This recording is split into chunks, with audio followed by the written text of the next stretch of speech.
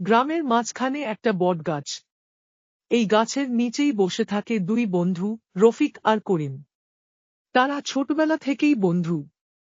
রফিকের স্বভাব শান্ত আর করিম একটু চঞ্চল। তাদের বন্ধুত্বের গল্প গ্রাম জুড়ে সবাই জানে। রফিক হেসে, দেখ করিম, নদীর ওপারে কি সুন্দর মেঘ জমেছে। করিম উত্তেজিত, হ্যাঁ রে রফিক, আজ না এক নতুন অ্যাডভেঞ্চার করি। রফিক, আবার কি ভাবছিস?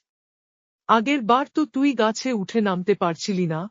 করিম হাসতে হাসতে, এইবার তুই দেখ আমি কি করি। করিম একটা পুরনো মানচিত্র দেখায়। করিম, দেখ রফিক, দাদু আমাকে এই মানচিত্রটা দিয়েছে। বলেছে জঙ্গলের ভেতরে এক গোপন গুহা আছে।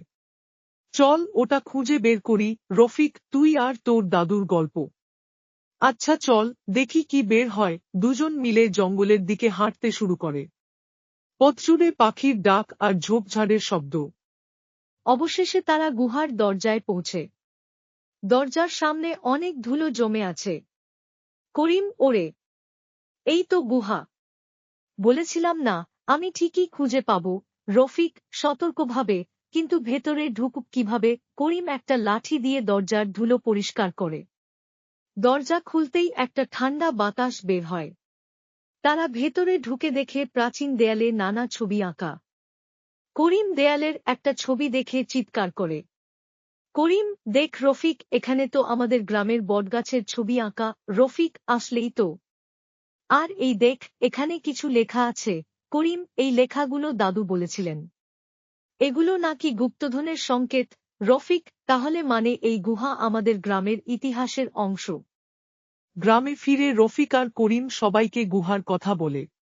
গ্রামের বয়স্ক লোকেরা তাদের গল্প শুনে অবাক হয়ে যায়। তারা গুহা রক্ষার জন্য একটা পরিকল্পনা করে। করিম, দেখলি রফিক, আজ আমরা পুরো গ্রামের হিরো। রফিক হেসে, হ্যাঁ রে, তুই না থাকলে এই মজাটা মিস করতাম। গ্রামের দুই বন্ধু তাদের বন্ধুত্ব দিয়ে প্রমাণ করল যে কৌতূহল আর সাহস একসঙ্গে থাকলে অজানাকে জানা যায়। তাদের এই গল্প গ্রামের প্রজন্ম থেকে প্রজন্মে ছড়িয়ে পড়ল।